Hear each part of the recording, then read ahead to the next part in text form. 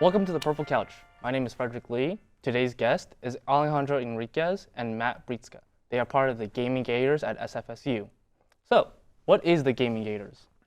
So the Gaming Gators is a student-run organization or club here at San Francisco State, and we operate under the Athletics Club as the eSports and Gaming Club here at San Francisco State.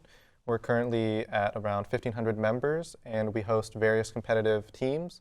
We currently field 6 different teams in 6 different respective games, and that adds up to about 100 players and staff, while also we cater to the casual side of gaming as well. If competitive gaming isn't your thing, we host a bunch of weekly game nights with various different games, along with hosting different giveaways and whatnot, and other events in collaboration with the school, such as Gator Fest, where we ran a bunch of different intro events for a bunch of different new students to just basically get introduced to the community and be able to interact with other students online, since obviously the majority period of this year was mostly online. What kind of games do you guys play? We play a lot of the first-person shooter games that are popular right now, so Call of Duty, Overwatch, Rainbow Six Siege, some Valorant, as well as some of the MOBA games such as League of Legends. Those are the kind of main games that we play, but for casual game nights, we're approaching games like Halo now that's been released, a lot more party games such as Jackbox. So there's a wide variety of games that we play on a weekly basis.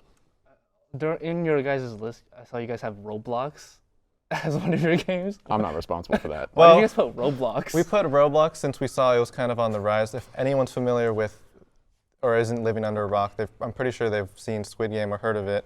And Squid Game kind of revived Roblox in a way, in the sense that there was a game mode made specifically for Roblox. So we decided we're just trying to target as many people as possible, and especially the casual side of gaming. So we're just we'll just throw in Roblox, and I'm sure we'll get a lot of people for it. But unfortunately, when we were going to try to run our Roblox event, Roblox actually went down during that time. Oh. So just really unfortunate timing, because I was I'm very curious to see how many people will show up for a Roblox Squid Game, which sounds really weird to say out loud, I'm going to be honest. But yeah, we were just trying to cater to as many people as possible, but unfortunately we didn't see it happen. Do you guys plan on adding more games to your roster? Games on the radar right now are obviously Halo, as it's just come out. Yeah. I mean, the game already itself has released its own esports skins with FaZe, SSG, Navi. I'm okay, that's amazing already. So we're looking at that for now.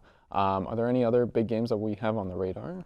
Not at the moment, off the top of my head, but we're always open to fielding a new roster, since we are completely student run. We don't have to run through too many official paperwork or anything like that to be able to create a new team. If there's ever interest for a team specifically to be created, we always have a forum that's open for people to say hey, I want this game to be supported, and we'll start the conversation with that person or individual and see if they have players at the school they want to work with, or they just are interested in starting the team. So we're always open to starting new teams, but at the moment, just like Matt listed, those are the only few we're looking at right now. I think when December comes around, there's a lot of new games releases. So you're gonna see a whole bunch, maybe after 2022 or 2023 maybe, even. Because I know there's a lot of new releases coming out pretty soon actually. I think the question when any new game comes out is this an esports?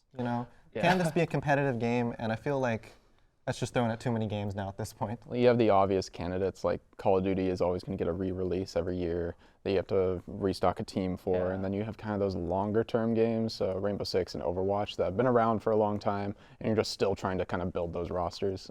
But overall, there's not a huge amount of new games that have come out that we're looking at making teams for, except for that Halo and Vanguard right now.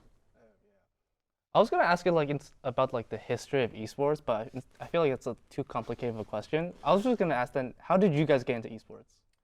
Personally, for me, I feel I've always been a competitive person, and especially when I was younger, I think that's the case for a lot of people. They picked up sports. For example, my sport that I picked was baseball, and I played that for about 8 years as a kid, all the way up until high school.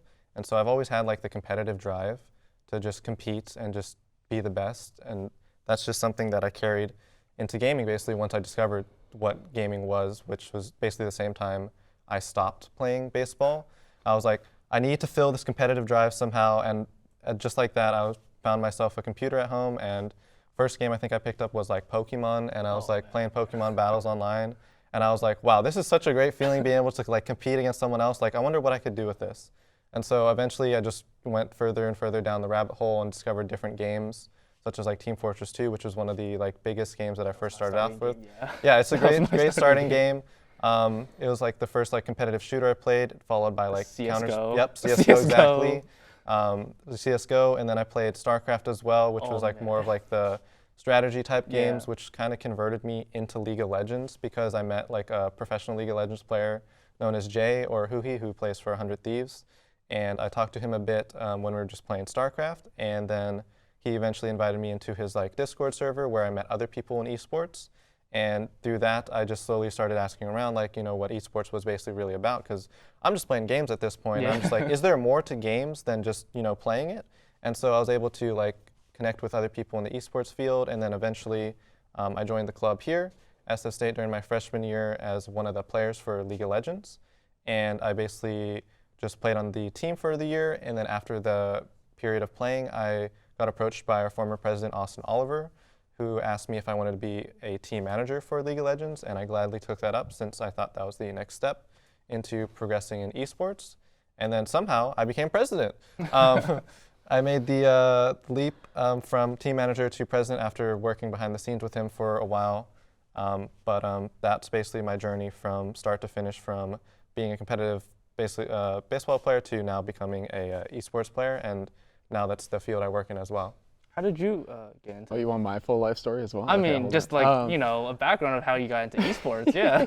Well, I mean, I've been playing video games since I was like 6, right? So I started on Viva Pinata on the Xbox 360. I don't know, man. That was pretty Classic. good. That was a good game. But I only got into kind of PC gaming when I was like 16, 17, when I got my first PC.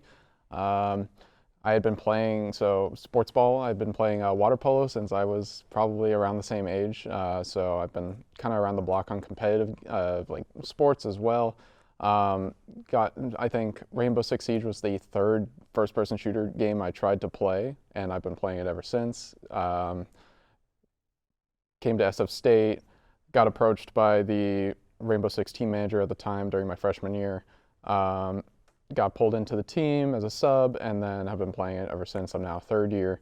And yeah, we wonder how he got president. I don't know how I got VP. So Just, you know, it's just, man, just. We just picked a name out of a hat. Yeah, and his name just got drawn.